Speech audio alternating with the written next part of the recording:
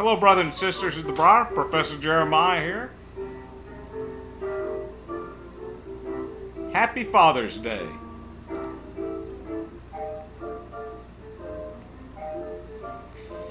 It's a hot, humid day here in Mississippi, so for that reason, I'm sitting in the parlor. Scout and Dasher at my feet. Trooper went on a little vacation with my coworker and is supposed to be back in a little while.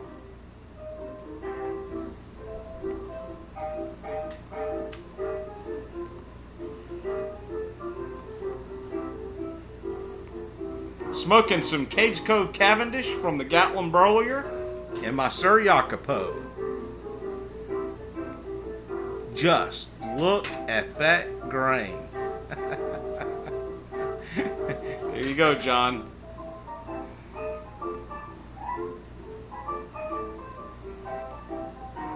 Well, I have a little story for you today. Now, I am going to give you a warning for those of you who don't want to hear a religious story. Well, I hope you enjoyed this part of the video. And this is where you can part.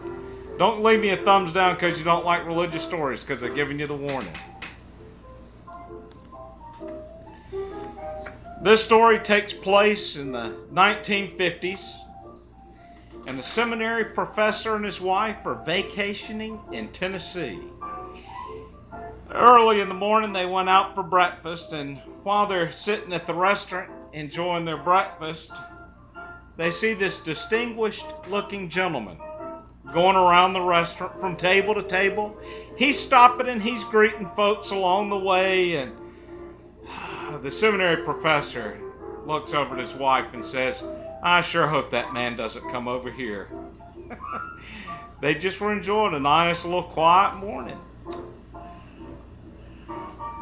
Sure enough, though, the man's eyes locked on his table, and he heads over. The man says, "Where are you folks from?" he asked in a very friendly voice. "Oklahoma," they answered. "Great to have you here in Tennessee," the stranger said. I gotta put my glasses on. "What do you do for a living?" The man said, "I teach at a seminary." "Oh, you teach pastors how to preach, do you? Well, I've got a great story for you." And with that, the gentleman pulled up a chair and sat down at the table with the couple. The professor groaned and thought to himself, "Great, just what I need, another preacher story." The man started, "See that mountain over there?" pointing out of the restaurant window. Not far from the base of that mountain, there was a boy born to an unwed mother. He had a hard time growing up because every place he went, he was always asked the same question. "Hey boy, who's your daddy?" Whether he was at school or in the grocery store or drugstore, people would ask the same question. "Who's your daddy?" He would hide at recess and lunchtime from other students. He would avoid going to stores because that question hurt him so bad.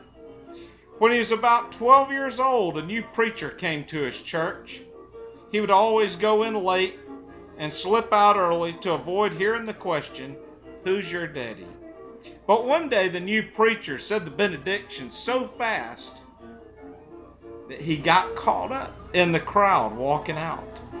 Just about the time he got to the back door, the new preacher, not knowing anything about him, put his hand on his shoulder and asked him, "Son, who's your daddy?" The whole congregation got deathly quiet. He could feel every eye in the church looking at him. Now everyone would finally know the answer to the question. Who's your daddy? This new preacher, though, sensed the situation around him, and using discernment that only the Holy Spirit could give, said the following to the scared little boy. "Wait a minute," he said. "I know who you are. I see the family resemblance now. You're a child of God." And with that, he patted the boy on the shoulder and said, "Boy, you've got a great inheritance. Go and claim it." With that, the boy smiled for the first time in a long time and walked out the door a changed person. He was never the same again. Whenever anybody asked him, "Who's your daddy?" he'd just tell him, "I'm a son of God." The distinguished gentleman got up from the table and said, "Isn't that a great story?" And the professor responded, "It really was a great story." As the man turned to leave, he said, "You know, if that new preacher hadn't told me that I was one of God's children, I probably would have never have amounted to anything." And he walked away. The seminary professor and his wife were stunned. He called the waitress over and asked her, "Do you know who that man was who was just sitting here at our table?" And the waitress grinned and said, "Of course, everybody here knows him.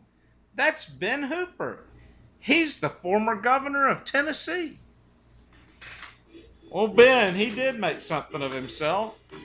He was the 31st governor of Tennessee and played an extremely important role in the setting up of the Smoky Mountain National Park.